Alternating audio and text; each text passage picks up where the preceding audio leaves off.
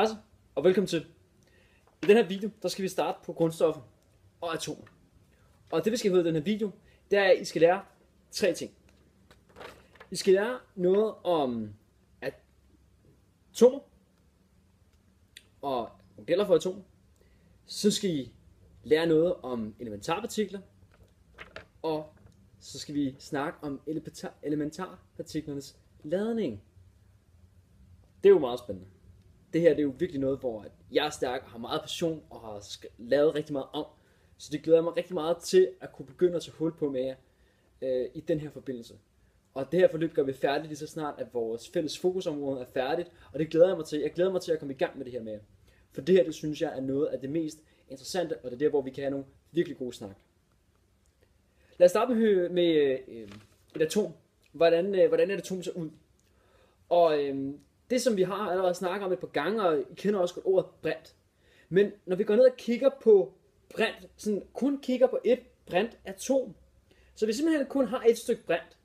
Og det er det her ene stykke brint, vi kalder et brintatom.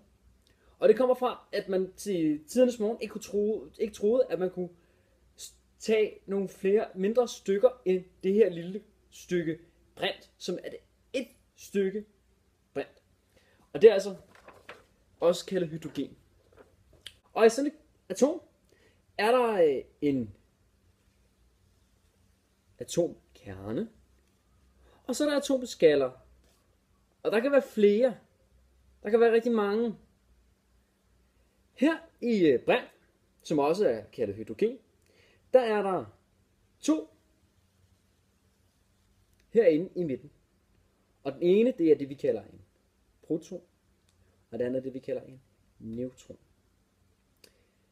Protonen er en stor, tung fætter. Stor, tung fætter. Neutronen er nogenlunde samme størrelse. Nu havde jeg ikke en i samme farve, desværre. Men neutronen er meget stor. Og udenom her, et eller andet sted, langt væk fra, der er elektronen. Og i det her tilfælde med brint, der har vi et lille knapnålshoved, som er cirka samt, og det passer meget godt i størrelsesforhold.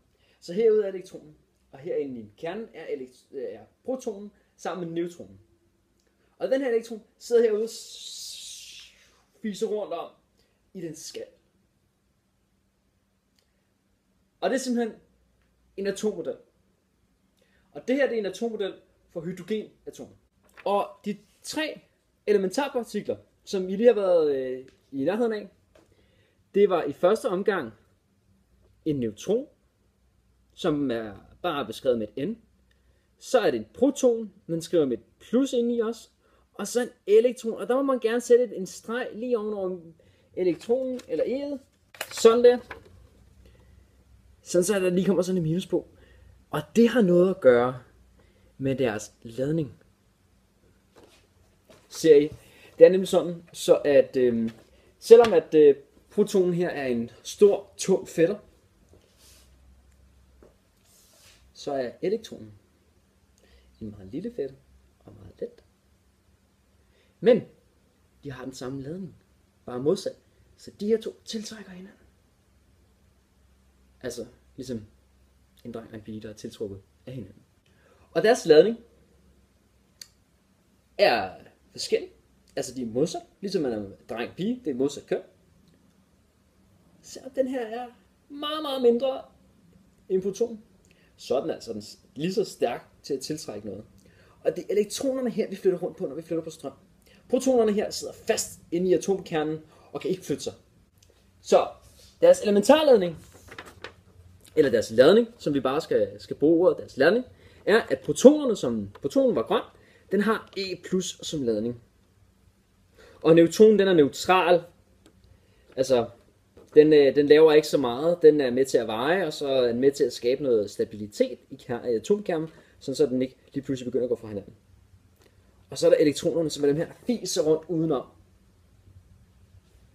Og de har altså en negativ ladning. Og det er også det, vi flytter på, når vi snakker om strøm og elektricitet. Så det håber jeg, I kan huske. Og det er det, vi skal snakke om. Jeg har nogle opgaver, der handler om atomer og atomers størrelse, og vi skal se på noget, der hedder, hvordan at masse, og at der ikke bliver forskel på antallet af atomer, når at vi brænder noget af.